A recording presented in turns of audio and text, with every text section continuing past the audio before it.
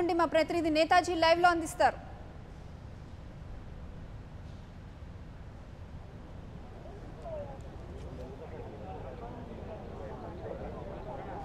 జనసేన అధినేత పవన్ కళ్యాణ్ సుడిగాలి పర్యటనలతో ఎన్నికల ప్రచారంలో దూసుకుపోతున్నారు. ఆయన ఇవాళ పశ్చిమ గోదావరి జిల్లాలో 4 బహిరంగ సభల్లో పాల్గొనబోతున్నారు. నిన్ననే ఆయన భీమవరంలో రోడ్ షోను కూడా నిర్వహించారు. పవన్ కళ్యాణ్ ఎక్కడికి వెళ్ళినా కూడా ప్రజలు బ్రహ్మరథం పడుతున్నారు. పవన్ కళ్యాణ్లో ఒక్కొక్కరు అన్నని అలానే తమ్ముని ఈ రకంగా తమ సొంత కుటుంబ సభ్యునిగా చూసుకుంటున్న పరిస్థితి అయితే ఉంది. ఇక ఇవాళ ముందుగా ఆయన పశ్చిమ గోదావరి జిల్లాలోని ఆచంట బహిరంగ సభలో పాల్గొంటారు. అక్కడ నుంచి తణుకు వస్తారు. మనం ప్రస్తుతం తణుకులోనే ఉన్నాం.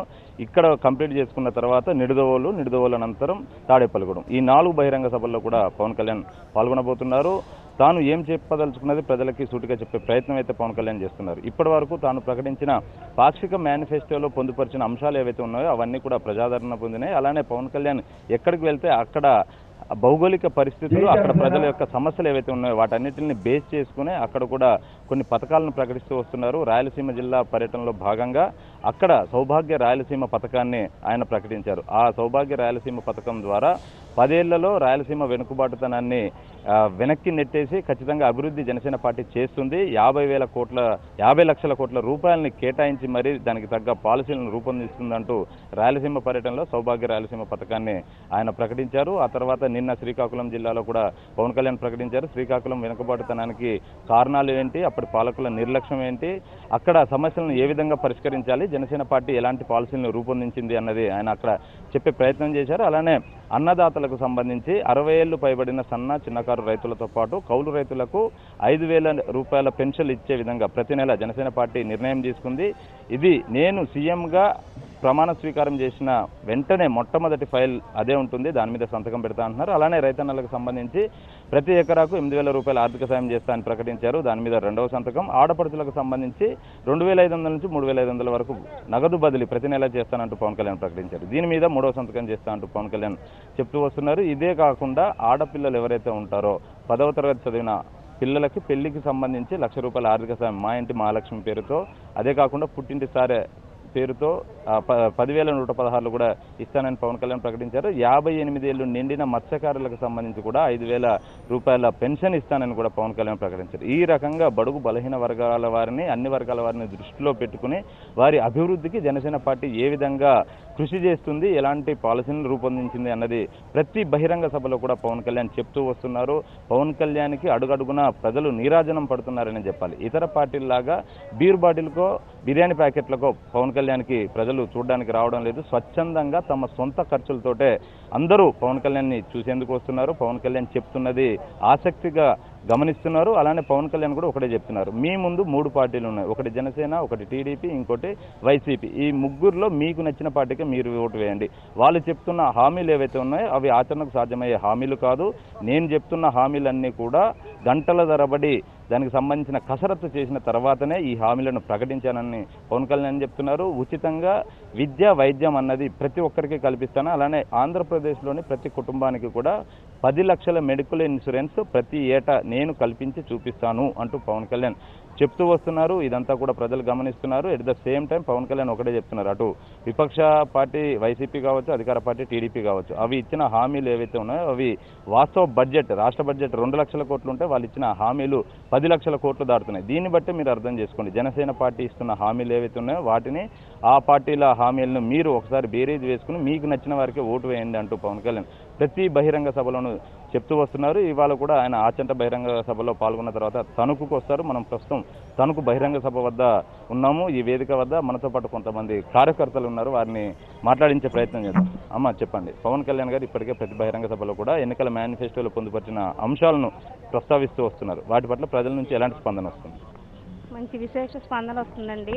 ఎందుకంటే జనసేన పార్టీ అనేది మహిళల కోసమే, కేవలం మహిళల కోసం పెట్టిన పార్టీగా చెప్పుకుంటున్నాం మేమందరం గర్వంగా. ఎందుకంటే ఏ పార్టీ కూడా ఇలా ఎంతమంది మహిళలకి కోసం చేసే పార్టీ ఏదీ లేదండి. మహిళల కోసం ప్రత్యేకమైన పథకాలు పెట్టిన పార్టీ ఏదైనా ఉంటే ఒక జనసేన పార్టీ అండి. పవన్ కళ్యాణ్ గారు ప్రతి మహిళను కూడా ఆడబడుచుగా, ఒక అక్కగా, అమ్మగా చూస్తారండి.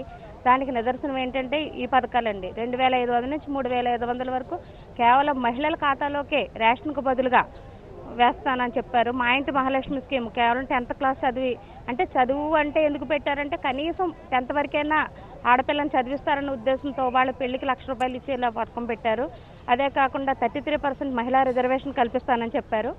అదే కాకుండా ఇంకా ప్రతి విషయంలోనూ కూడా ఎన్నో పథకాలు అంటే మహిళల కోసమే పెట్టిన పార్టీ అని కాదు, కానీ వాళ్ళకి ప్రాతినిధ్యం వహిస్తున్నారని చెప్తున్నారు. మిగిలిన యువతకి, రైతులకి, వృద్ధులకి అందరికీ కూడా కేజీ నుంచి పీజీ వరకు కూడా ఉచిత విద్యను చెప్తున్నారు. అందరికీ వైద్యం చెప్తున్నారు, వాళ్ళకి బీమా చెప్తున్నారు, అన్నీ కూడా అవుతుంది. కానీ ఈరోజు 4 చోట్ల బహిరంగ సభలు పెట్టారండి. 4 బహిరంగ సభలకి కూడా తణుకు, ఆచంట, నిడదవోలు, తాడేపల్లిగూడెంలో కూడా విశేష స్పందన వస్తుందండి. ఎందుకంటే పవన్ కళ్యాణ్ గారు పేద, బడుగు, బలహీన వర్గాల కోసం పెట్టిన పార్టీ ఇది. అందుకోసం స్వచ్ఛందంగా, ఎందుకంటే ఏవి ఇవ్వాల్సిన అవసరం లేకుండా కూడా స్వచ్ఛందంగా వస్తారండి. జై జనసేన. మీరు ఎక్కడి నుంచి వచ్చారంటే అసలు పవన్ కళ్యాణ్ ఇప్పటివరకు ప్రకటించిన మేనిఫెస్టో ఏదైతే ఉందో అందులో మీకు నచ్చిన 2 అంశాలు చెప్పండి. ఇప్పుడు రేషన్ డిపో నుంచి రైస్ తెచ్చుకుంటున్నారు కానండి, రైస్ బాగుంటలేదు. బాగుంటకు మళ్ళీ అమ్మేసుకోవడం, అలా దళారులు బాగుపడుతుంది తప్ప ఎవరికి ఓటర్లకు అయితే కలిసి వచ్చింది ఏమీ లేదు. ఇప్పుడు జనసేన పార్టీ కనుక అధికారంలోకి వస్తే 2,500 నుంచి 3,500 వరకు అకౌంట్లో వేస్తారు. అలాగే రేపు మామూలుగా గ్యాస్ కూడా కొనాలంటే ఒక ₹1,000 దాకా అయిపోతుందండి. అలా కాకుండా గ్యాస్ కూడా ఫ్రీగా ఇస్తానన్నారు. అలాగే ఇంకా ఎన్నో స్కీమ్స్ అండి. ఇప్పుడు ఆదిదేవుడు కూడా హనుమంతే పుడతాడు, అమ్మ చేతి ముద్దు తిని అంతవాడు అవుతాడని రైతు గురించి పట్టించుకున్న వాళ్ళు ఇప్పటి వరకు అయితే ఎవరో లేరు. అటువంటిది సన్నకారుల రైతులకైతే 5,000, 60 ఏళ్ళు నిండిన వృద్ధులకైతే కనుక రైతులకి 8,000 వరకు ఇస్తానన్నారు. అలాగే డొక్కా సీతమ్మ గారు క్యాంటీన్ ద్వారా, అలాగే ఫ్రీ రవాణా సౌకర్యం కానివ్వండి, అలా ఎన్నో స్కీమ్స్ అండి. మొత్తం ప్రతి ఒక్కరికి మామూలు వృద్ధుల కాడి నుంచి విద్యార్థుల వరకు ఉపయోగపడే ఎన్నో స్కీమ్స్ పెట్టారు. అదర్ పార్టీస్ ఇవాళ పార్టీ అధికారంలోంచి దిగిపోయే ముందు ఇవాళ కొత్త ప్రయోగాలు, కొత్త స్కీములు పెడుతున్నారు తప్ప అధికారంలో ఉండగా చేసింది అయితే ఏమీ లేదు చంద్రబాబు నాయుడు గారు. ఇప్పుడు జనసేన పార్టీ అయితే ఖచ్చితంగా అధికారంలోకి వస్తుంది. ప్రతి ఒక్కరు గుండెల్లోంచి పుట్టుకొచ్చిన పార్టీ ఏదైనా ఉందంటే ఒక జనసేన పార్టీయేనండి. ఎందుకంటే నాయకుడు అనేవాడు జనంలోంచి పుట్టుకొస్తాడు అనేది వాస్తవం అయితే అది మాత్రం ఒక పవన్ కళ్యాణ్ గారికే వర్తిస్తుంది అనేది నేను చెప్తున్నాను. జై జనసేన. ప్రతి ఒక్కరు కూడా జనసేనకే ఓటేసి గెలిపించాలని నేను కోరుకుంటున్నాను. మీరు ఎక్కడి నుంచి వచ్చారండి? జనసేన పార్టీ సింబల్ ఏదైతే గాజు గ్లాస్ గుర్తుందో దాని పట్ల ప్రజల నుంచి ఎలాంటి స్పందన వస్తుంది? నేను తాడేపల్లిగూడెం నియోజకవర్గం నుంచి వచ్చాను. అదేవిధంగా జనసేన పార్టీ అంటే బడుగు బలహీన వర్గాలకి కుల మత వర్గ విభేదాలు లేని ఒకే ఒక పార్టీ జనసేన అని తెలియజేయడం జరుగుతుంది. అదేవిధంగా మా పార్టీ గుర్తైన గాజు గ్లాసు జనంలోకి స్వచ్ఛందంగా జనంలోకి బాగా వెళ్ళింది. అదేవిధంగా పవన్ కళ్యాణ్ గారు సాధ్యమైన పథకాలను మాత్రమే ప్రవేశపెట్టడం జరిగింది. ఈ యొక్క పథకాల గురించి నిష్ఠులైన అనుభవం ఉన్న వారితో డిస్కషన్ చేసి జరిగే పథకాలు మాత్రమే పెట్టడం జరిగింది. ఈ యొక్క పథకాలన్నింటినీ మేము జనంలోకి తీసుకెళ్ళడం జరుగుతుంది. ప్రతి ఒక్కరికి కూడా జనంకి నమ్మదగినగా పథకాలు ఉండటం వల్ల జనమంతా నమ్మి జనసేన పార్టీని అత్యధిక మెజార్టీతో అమరావతి కోటపై జనసేన జెండా ఎగిరేలా ప్రజలందరూ చేస్తారని కోరుకుంటున్నాం. జై జనసేన. మీరు ఎక్కడి నుంచి వచ్చారండి? మాది అత్తిలి మండలం అండి, బల్లిపాడు గ్రామం. మా గ్రామం యువకులంతా కూడా స్వచ్ఛందంగా మన పవన్ కళ్యాణ్ గారు పెట్టినటువంటి పార్టీకి సపోర్ట్ ఇచ్చి ఈ యొక్క పార్టీని అత్యధిక ఓట్ల మెజారిటీతో గెలిపించాలని ప్రతి ఒక్కరు కోరుకుంటున్నారు. యువకులకు ఉపయోగపడేటువంటి, యువకులు భవిష్యత్తులో వారి కాళ్ళ మీద వారే నిలబడేటువంటి పథకాలని పవన్ కళ్యాణ్ గారు రూపొందించారు. కాబట్టి ప్రతి ఒక్కరూ కూడా, యువకులందరూ కూడా ఈ యొక్క జనసేన పార్టీకి సపోర్ట్ చేసి గాజు గ్లాస్ గుర్తుకు ఓటు వేయించి అత్యధిక మెజార్టీతో పవన్ కళ్యాణ్ గారిని సీఎం చేయవలసిందిగా ఈ ముఖంగా తెలియజేస్తున్నారు. జై జనసేన. ఇక్కడ మరికొంతమంది ఉన్నారు. మీరు ఎక్కడి నుంచి వచ్చారు? తనకు నుంచి వచ్చింది, తన పార్టీని అధ్యక్షుడిని.